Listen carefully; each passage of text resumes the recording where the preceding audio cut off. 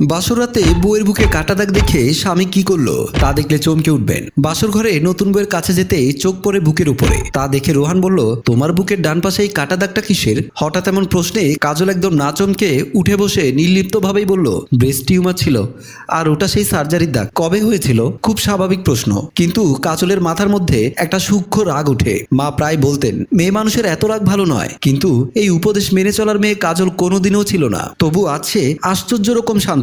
কি হলো, উত্তর দিচ্ছেন না যে? এই তো বছর 3 আগে। ও আচ্ছা। মুখে রোহান আচ্ছা বললেও সেদিন রোহানের চোখে লেগে থাকা একরাশ অবিশ্বাস আর সন্দেহ কাজলের দৃষ্টি এড়ায়নি। একটু আগেও যে মানুষটা তার মধ্যে ডুবে যাচ্ছিল, সে যেন হঠাৎই সচেতন হয়ে উঠল। রোহান বলল, রাত অনেক হয়েছে, সুতরাং আমাদের এখন ঘুমানো উচিত বলেই সে পাশ ফিরে শুয়ে পড়ল। কাজলও আর কথা বাড়ালো না। হঠাৎ করেই তার সে রাগটা গভীর বেদনায় রূপ নিল। সে বেদনার 2-4টা ফোঁটা ঝরে পড়ল গাল বেয়ে। তার মানে রোহান আমাকে বিশ্বাস করেনি, কিন্তু সত্যি এসএসসি পরীক্ষার আগে ওর ব্রেস্ট টিউমারের সার্জারি হয়েছিল। এই সার্জারির জন্য আমি পরীক্ষাটা পর্যন্ত দিতে পারিনি। যদিও সার্জারিটা খুব বড় কিছু ছিল না, তবু ভয় ওকে কাবু করে ফেলেছিল।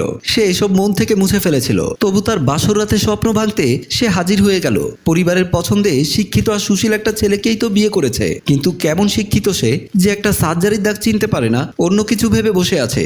সে বিয়ের 2 দিন আগের কথা ভাবতে থাকে। বিয়ের প্রায় 1 সপ্তাহ পর কাজলের বন্ধু বান্ধবরা এসেছিল কাজলকে দেখতে। ওদের মধ্যে 2জন ছিল ছেলে বন্ধু ও একজন মেয়ে, রাজু আরিফ মিম। রাজু, আরিফ আর মিম তারা কাজলের ছোটবেলার ফ্রেন্ড। ওরা সোফায় বসে গল্প করছে। রোহান রুম থেকে বের হতেই ওদের দেখে। রোহান বন্ধুদেরকে কাজলের পাশে দেখে ওর চোখে বিরক্তিকর ফুটে উঠল। সেদিকে চোখ পড়ে কাজলের। বিয়ের এই কদিনের মধ্যে রোহানের চোখের ভাষা পড়তে শিখে গেছে কাজল। স্বামীর সাথে এটুকুই মাত্র হৃদ্ধতা তার। কাজল রোহানকে বলল, এদিকে আসেন না, সবার সাথে পরিচয় করিয়ে দেই। রোহান কোনো কথা না বলে ভদ্রতার সহিত সেখানে এসে বসে, আর সবাই মিলে গল্প করতে লাগলো। সেদিন রাতে 2জন দুপাশ ফিরে শুয়ে রইল। রোহান 2জনের মাঝখানে একটা কোল বালিশ দিয়ে দেয়। কাজল আবারও অবাক হয়, একটা শিক্ষিত লোকের মন কি করে এতটা সংকীর্ণ হতে পারে। অবশ্য এসব ভেবে কোনো লাভ নেই। বাবা মার পছন্দে বিয়ে করলো, তারা নিশ্চয়ই ভুল করতে পারেন না। আমার জন্য হয়তো এই ছেলেটাই পারফেক্ট। একটু সন্দেহপ্রবণ তো কি হয়েছে, থাক না। রোহান বলল, তোমার বন্ধুদের মাঝে কি মেয়েটার বয়ফ্রেন্ড ছিল? কাজল বলল, না, আমরা সবাই ছোটবেলার বন্ধু, খুব ঘনিষ্ঠ সম্পর্ক। ও তাহলে তো ভালো, ঘুমাও তাহলে বলেই রোহান ঘুমিয়ে যায়। দেখতে দেখতে রোহান কাজলের বিয়ের প্রায় 2 বছর হয়ে গেল। রোহান এখনো কাজলকে সন্দেহ করে। কাজল তা জেনেও বাবা মায়ের পছন্দ করা ছেলেটির সংসারে রয়ে গেল। রোহান অফিসে চলে যাবার পর কাজল কিচেনে রান্না করা নিয়ে ব্যস্ত।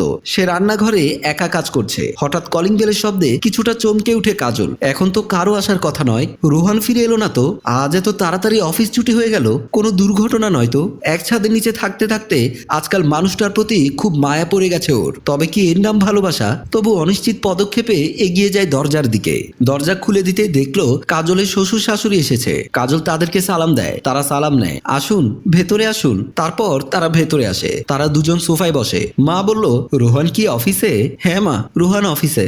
বাবা বলল, তো বৌমা এখানে কেমন লাগছে? আমার ছেলে কি তোমার যত্ন নেয়? আমরা গ্রামে থাকি, এখানে কি হচ্ছে না হচ্ছে তা তো আর দেখি না। কাজল বলল, আলহামদুলিল্লাহ বাবা, অনেকটাই ভালো আছি, সব মিলিয়ে বেশ সুখে আছি। মা বলল, বিয়ে তো 2 বছর হয়ে গেল বৌমা, আমাদের কি একটা নাতি নাতনি দেবে না নাকি? কাজল একটু বিচলিত হয়, তবুও নিজেকে গুছিয়ে বলল, আসলে মা, আপনার ছেলের হয়তো কোনো প্ল্যান আছে, তবে এবারে আমি বলবো বুঝিয়ে, আপনার একটু দোয়া করিয়েন। আপনারা বসেন তাহলে, আমি আপনাদের জন্য নাস্তা নিয়ে আসছি। এই বলে কাজল সেখান থেকে চলে যায়। আজকাল রোহান কাজলকে আর সন্দেহ করে না, কেমন জানি নিশ্চুপ থাকে। রোহান বারান্দায় বিছানা করে এমনি শুয়ে আছে। এমন সময় কাজল আসে পাশে। রোহান চমকে তাকিয়ে বলল, এ কি, তুমি এত রাতে বারান্দায়? ঘুমাওনি কেন? কাজল বলল, আগে বলো, তুমি কেন জেগে আছো? এমনি, ঘুম আসছে না। তুমি আমার সাথে এমন কেন করছো রোহান? আমি আবার কি করলাম? অভিমানে কাজলের কণ্ঠ রোধ হয়ে আসে। সে আর কান্না ধরে রাখতে পারে না। কান্না করতে করতে বলল, তুমি আমাকে আগের মতো কেন শাসন করো না? কেন জবাবদিহি করো না? হঠাৎ একটা দীর্ঘশ্বাসের শব্দে রোহান চমকে উঠে। সে উঠে বসে বলল, কান্না করছো কেন? আচ্ছা কাজল, তুমি আমার সাথে ভালো নেই তাই না? অবশ্যই এটা আমারই অক্ষমতা, তোমাকে আমি ভালো রাখতে ব্যর্থ হয়েছি। কাজল চোখ মুছে বলল, এ কথা কেন বলছো? এটাই তো সত্যি। আমি তো তোমাকে বহুবার মিথ্যে সন্দেহ করেছি, কষ্ট দিয়েছি, তবুও তুমি সব সহ্য করেছো। কিন্তু আর কত? মানে কি বলতে চাও তুমি? রোহান চুপ থাকে, যেন কি বলবে সেটা মনে মনে ঠিক করে নেয়। কিন্তু কাজল আর অপেক্ষা করতে পারে না। এবার সব জড়তা কাটিয়ে কাজল আসল কথাটা বলেই ফেললো, রাজু ভাইকে নিয়ে তুমি যে আমায় সন্দেহ করো, সেটা সরাসরি বললেই পারো। এত ভনিতা করার কি দরকার? তোমার তো এটাই ধারণা যে তোমার অনুপস্থিতিতে রাজু ভাইয়ের সাথে আমার। ছি কাজল, এসব তুমি কি বলছো? এরকম কিছুই নয়। আমি একসময় তোমাকে সন্দেহ করতাম, কিন্তু সেটা আমার অন্যায় ছিল। আর এই কথাটা আমি এতদিন ধরে ভাবছি কিভাবে ক্ষমা চাইবো তোমার কাছে। রাজু ভাইকে নিয়ে আমার কোনো সমস্যা নেই, বরং তিনি আমার উপকারী করেছেন। আমি তার জন্যই তোমার আমার সম্পর্কটা নিয়ে দ্বিতীয়বার ভেবে দেখার অবকাশ পেয়েছি। আমি আর নতুন কোনো অন্যায় করতে চাই না কাজল। তাহলে কি করতে চাও তুমি? আই এম সরি কাজল, সবকিছুর জন্য। আজ থেকে তুমি তোমার যে কোনো সিদ্ধান্ত নেওয়ার জন্য স্বাধীন। আমি তোমাকে বাধ্য করব না। তুমি নিশ্চয় বুঝতে পারছো আমি কি বলছি। কাজলের চোখে জল ভরে ওঠে। হঠাৎ করেই সব মান অভিমান ভুলে অবিশ্বাস আর সন্দেহের ঊর্ধ্বে উঠে কাজল আর রোহান নিজেদের খুব কাছাকাছি আবিষ্কার করে। রোহানের চোখ থেকেও 2 ফোঁটা জল গড়িয়ে পড়ে। পরের দিন সকালে রোহান অফিসে চলে যাবার পর কাজল সোফায় বসে অপেক্ষা করতে থাকে কখন আসবেন রাজু ভাই। যথাসময়ে রাজু ভাই এসে কাজলের পাশে বসে। কেমন আছো কাজল? সব ঠিকঠাক তো? একদম সব ঠিক। তারপর রাজু পকেট থেকে সিগারেট বের করে সিগারেটটা ঠোঁটে ঝুলিয়ে লাইটারটা হাতে নিল। কাজল মনোযোগ সহকারে তাকিয়ে আছে আর বলল, আজকে স্মোক না করলেই নয়। রাজু বুঝতে পেরে সিগারেটটা আবার পকেটে রেখে দিলেন। আপনার সাথে আমার কিছু কথা আছে, কিন্তু প্রতিদিনই সিগারেটের ধোঁয়ায় আপনার পৃথিবী আলাদা হয়ে যায়, তাই বলে আর বলা হয়ে ওঠে না। বলো কাজল। আপনাকে অনেক ধন্যবাদ আমাদের সংসারটা ঠিক করে দেওয়ার জন্য। দেখো কাজল, তুমি আমার ছোটবেলার বন্ধু।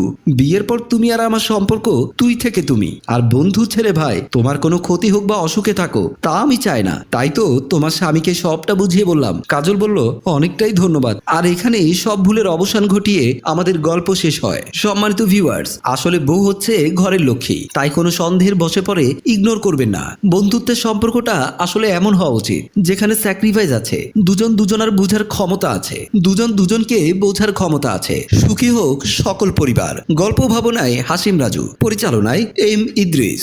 গল্পটি ভালো লাগলে লাইক, কমেন্ট ও শেয়ার করুন। ধন্যবাদ।